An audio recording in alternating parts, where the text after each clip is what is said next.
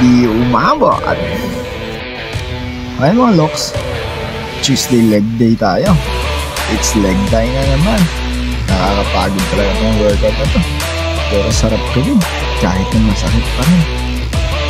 Sinimulan natin sa single leg extension. For round up natin yun. Ayos na yan. Bago tayo magsimula sa ibang routine sa ating workout. Ako na yung warm up na to. At pagkatapos na leg extension na talaga tayo ng dalawang paa. Yun, nagsili para ng ating mga crocs. Ang tip pa naman ng mga crocs natin. So, magsasocks na lang talaga tayo sa leg day natin. Yun talaga yung plano. May support belt na tayo mga loks. Salamat po pala kay Sir Ross Reyes. Ang ganda mag-execute ng mga workout dahil sa belt mo. Simulan natin ang barbell squat. Yan, ang third set ko nga ito. Bale, nagdo-drop set ko ako dahil sa wala akong katulong o spotter. Pero, noong unang attempt natin, aba, yung isang client ko dati, nakasabay ko ngayon nag-workout, ang tumulong sa akin mag-rack ng barbell.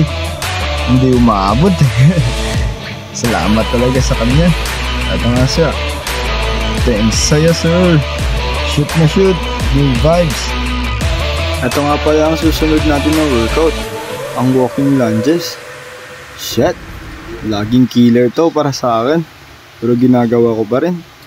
Pag tinatanggal ko kasi ito sa aking workout, walang sakit ng aking mga legs. Kaya binalik ko ulit ito. Bahala na si Batman. Ha! Puya sa leg day, oy!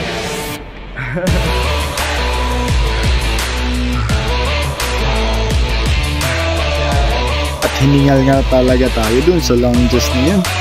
Sunod natin yung leg press machine.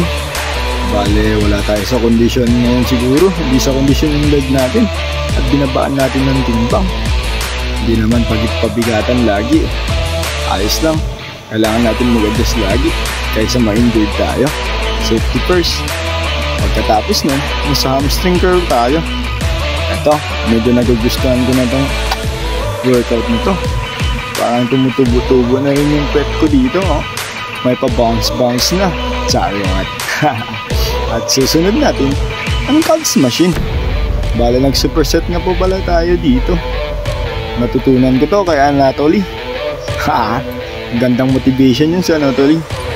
Ang liit lang pero grabe magbuhat. Ang laking tao kaya mga pinaprank mo. Tapos binabaliwala niya lang ang mga binubuhat nun. Kahit nabigat yung mga tao na yun, para sa kanya ay wala lang. Easy na easy. Sana mapadpad tayo sa ganun na sitwasyon mga loks. So lumipat agad tayo sa calf raises. Dito tayo sa Smith machine.